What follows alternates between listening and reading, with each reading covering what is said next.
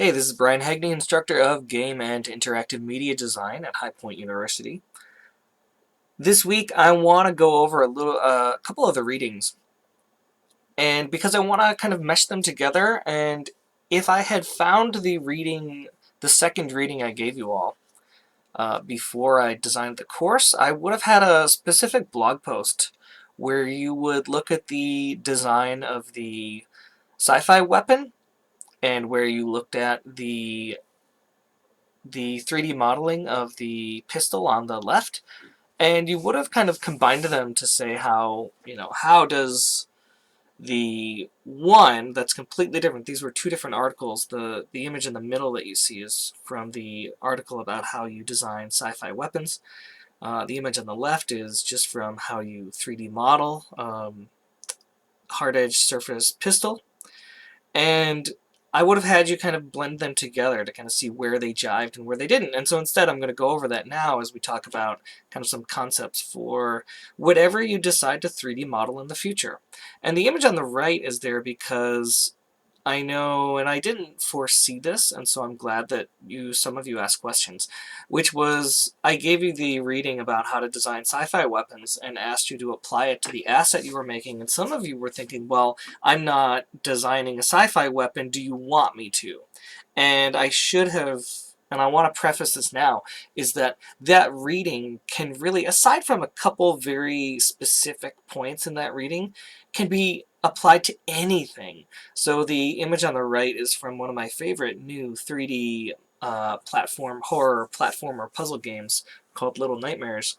What you're seeing there is like a ship in the ocean. And a lot of the concepts from how to design sci-fi weapons is really just how do you design a 3D model to make it look good. So actually, now that I'm doing this, I'm way too honest, by the way. I'm telling you right now how I failed at this presentation because I'm realizing, oh, I should have applied it to that cool structure that we're looking at right now, which is like the top of a ship. I love it. I love that thing on the right.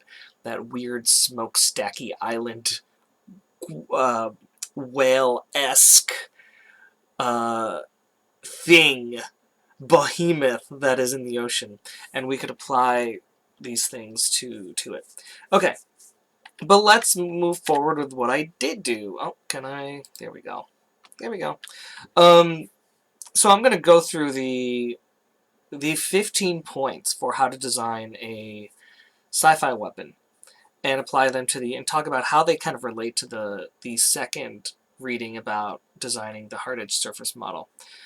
They talk about spec and requirements, and so basically that's what are you modeling? Who is asking you, or who's ever asking you to model something? Or maybe you're modeling it for yourself. Think about what you're actually doing, what type of weapon it's going to be. If you're going to make a weapon out of like the space age material, right, you have to know what it's supposed to be used for.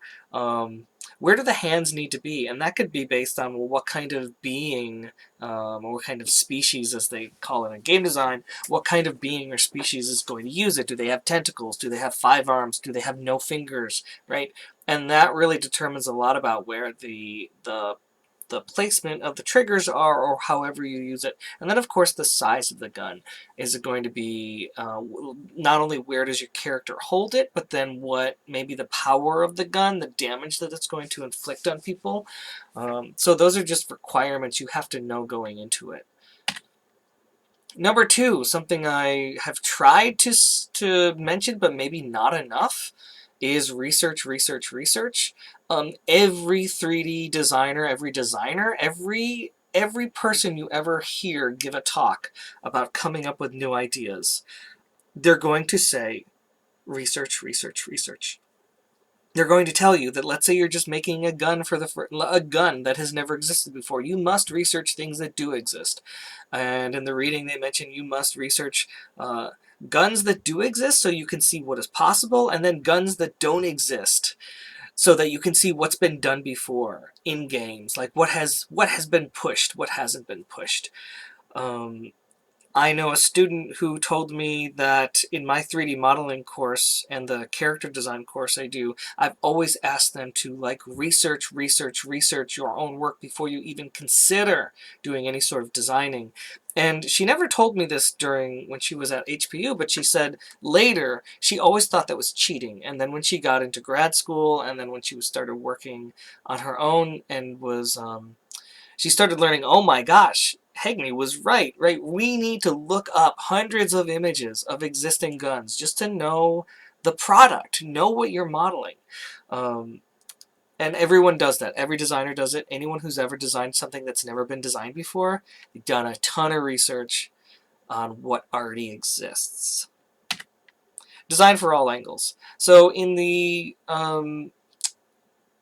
reading that for designing the hard edge surface model, the Metapulse pistol, right? He doesn't necessarily talk about designing from all angles, right? But what he does say is he tries to block out the model. And that's something I didn't talk about that we probably should have done more of, which is this person, this is a fantastic prop artist, 3D prop artist.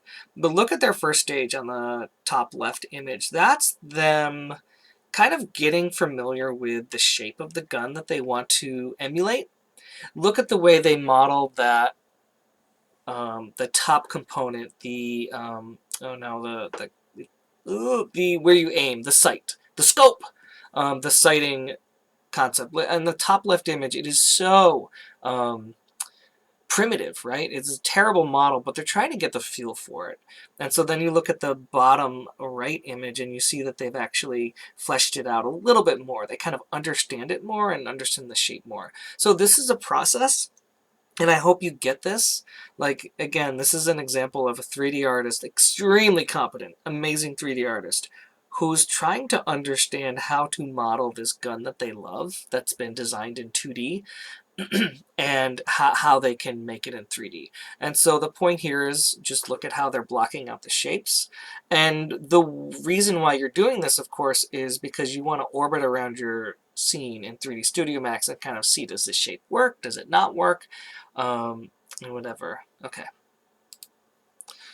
Oh, and I put this image there because sometimes maybe you might make a 3D model that's designed from just one angle. This is something where if you're designing a game that's maybe you might call it, maybe it's a 2D game, but it's fake 3D, let's say. A lot of games are done this way, where you could say that this castle in the middle, you could have actually modeled this out of 3D Studio Max, place the camera in a specific rotation, and actually take renders from all of your models from 3D Studio Max, and then use them as 2D assets. Well, in this case, it's the exact opposite of designing from all angles, but I think it's a corollary in my mind. It's designing from one angle.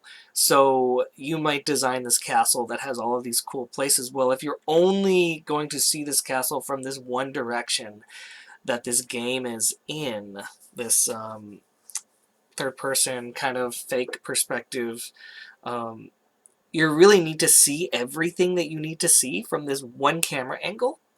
And if you go into the castle, like over here, on the castle on the right, you need to be able to see the character go through, and everything you need to see about this castle, you need to see from only this perspective. Okay, just another way to think about it. Number 3, start with thumbnails. Every artist starts with thumbnails of their sketches. And I just took these from all of you students from Game 4432. Great, some good examples of just drawing a thumbnail sketch. Really tiny. The idea here is to kind of understand the, from the article they talked about using gray tones, and so, or grayscale brushes. And so you're really not focusing on even color, you're just focusing on the silhouette. What does the shape look like? What tones do the components have? And the good thing about drawing really tiny, a thumbnail sketch, they call it thumbnail sketch because should they be as small as your thumbnail? Maybe a little bit bigger.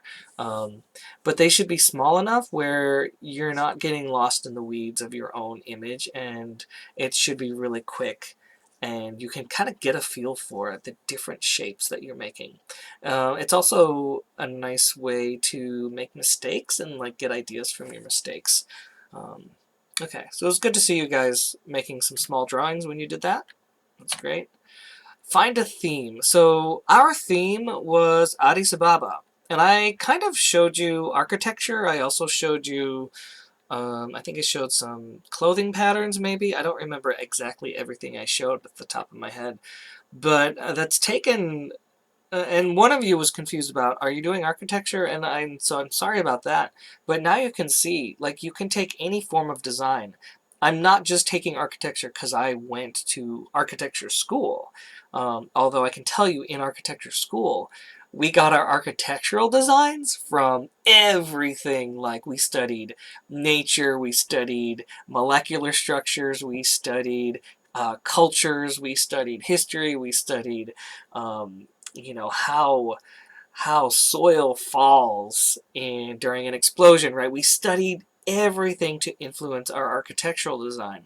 And so it's kind of funny that I'm asking you to kind of look at architectural design and have that influence the design of anything you're making, whether that's a gun, whether that's a weapon, or whether that's a chair, right? We can do that. So we're kind of looking at this architectural design and doing that. All right. The theme in the hard surface the theme of the second article was already taken, so that's why I don't have an image from that particular one. The next couple are, I think, not cheating, but I want to put my own spin on this. They say composition is key. Now, in the text of this, they do say he uses rule of thirds. I'm not sure they used rule of thirds in that reading. We can have an argument. We can discuss this. But what he does say is, let's see, unless the weapons are of repeating shapes, they try not to space out details evenly across the weapon. What I did over here was I kind of took this is the text from the original article on the left. The images were from, again, the second article that had nothing to do with that. And so I just blurred this out in the second image and showed how, does it actually correspond to the rule of thirds? Could I make that case? I think if you blur it out, you do see more detail stuff here on the, I don't know if you can see my mouse cursor now that I think about it. So where I have the three lines, the thinner lines, right, that's going the rule of thirds according to them.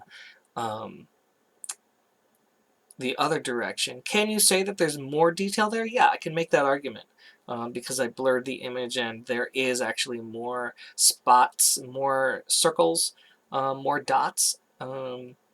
I don't know, but I have my own thoughts about this because the rule of thirds is one type of composition. I think what they really meant to say was we really want to space out where the detail is. So you make moments of high detail and you offset that with components that have a lot less detail. So the handle of this gun, while there is some ridges and some detail, it's actually much less detailed than the ridges and the harsh shadows and the dots and the logos that make up the rest of the gun. So I think that's what they're trying to get at.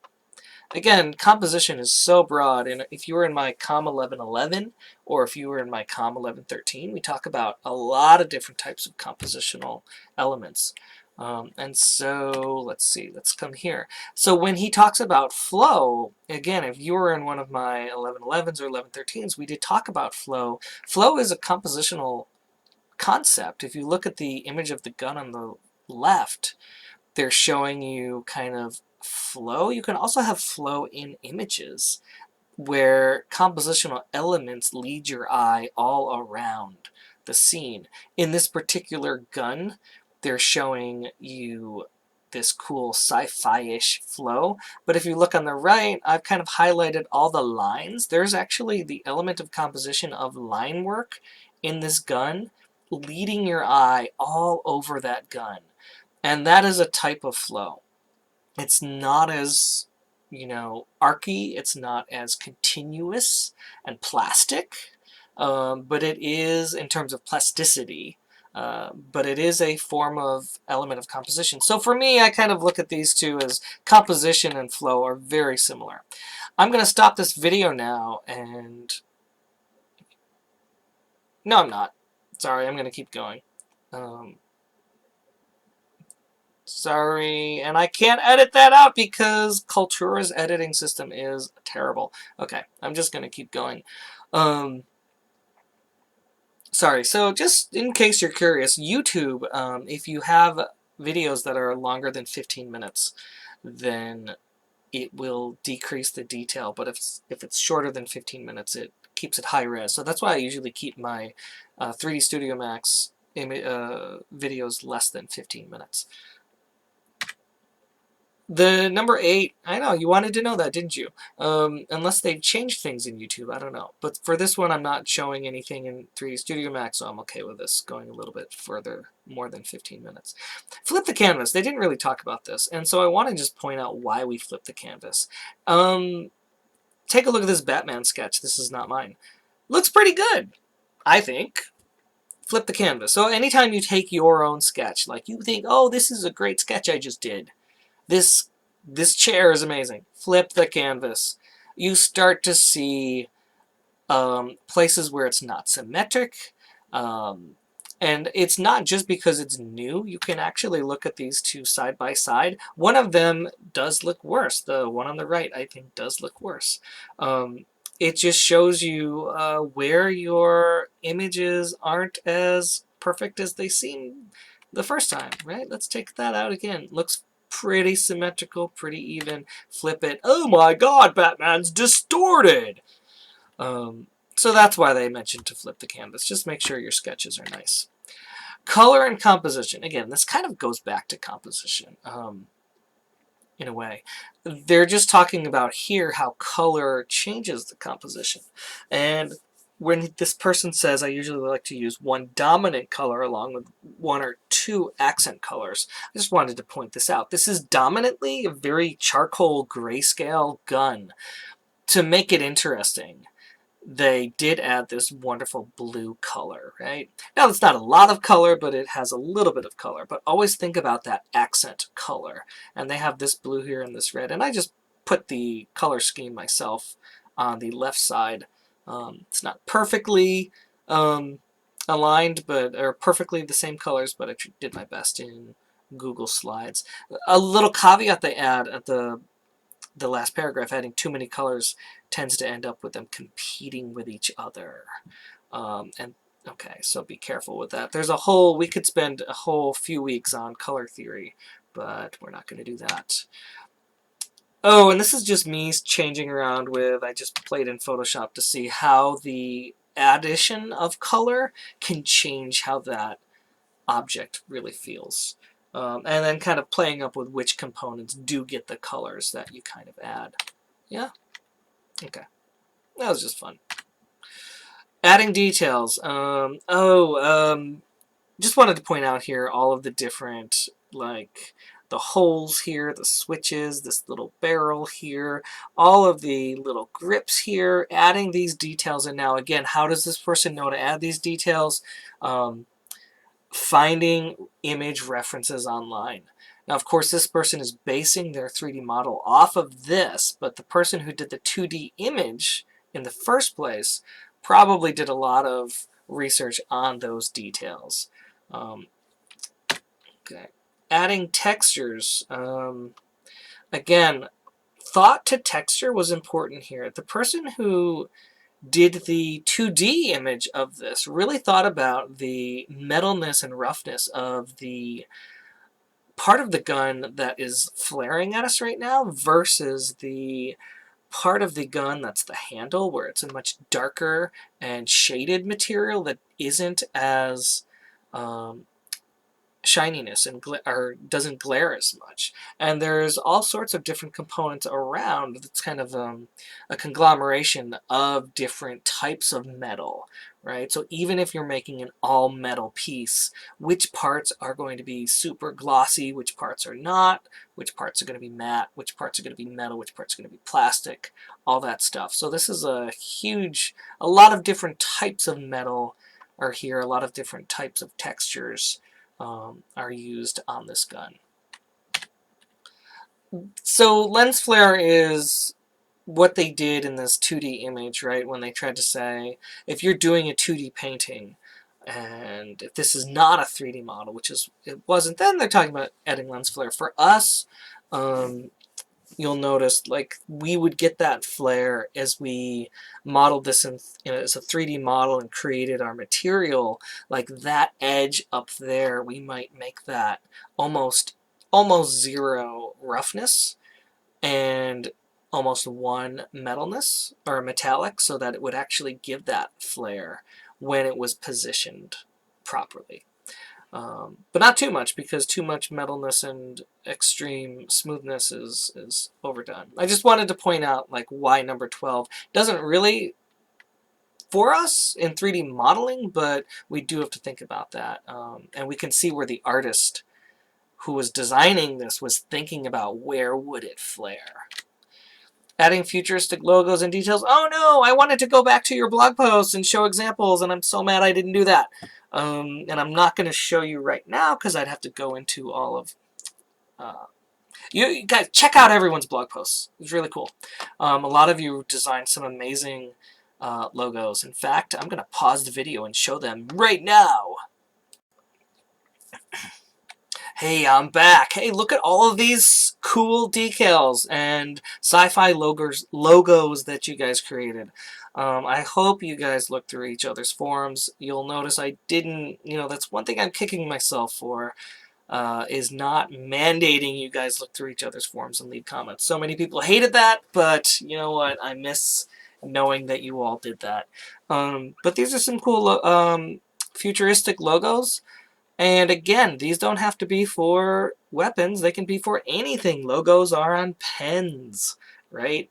Logos are embedded in the arts and crafts. Furniture designers from the 1800s would, put their logos onto their furniture and other sorts of things. So, you can put a logo on anything. In the future, there will be logos on chairs as well as their weapons.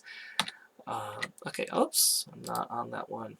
Shading for volume. Just want to point out this was really this is for the 2D artist thinking about where will there be shadows. And as you know, when we create our ambient occlusion or our shadows map, that's where our shadows come from. There'll be a cool trick in the next video about from the other reading. Well, the reading that where this gun is taken from. The Metapulse pistol is taken from that talks about a little bit more about how do we use our shadows map along with our diffuse map that I didn't do. Okay, but we'll talk about that in the next video. And then, of course, blueprint for the 3D artist. And this is something that I'm asking you to design this weapon or this prop, this piece, an asset, whether it's a chair or whether it's a weapon. For yourself to model, so you're actually thinking about 3D to begin with. If you do design something, it's just 2D, like from perspective, remember to think about what's going to be animated, what's going to need to be modeled as separate components, such as that weird barrel that splits out, right? You wouldn't know that from just the colored rendering of that gun. And I think that's it for right now for this video. So that's, again, combining these two readings that one of them I found years ago, the other one I found just, a couple weeks ago on Twitter. I hope you guys are following Game Dev Twitters, people to, see new stuff every day. In the next video, I'm going to talk a little bit more about that article where this gun image comes from. All right, bye!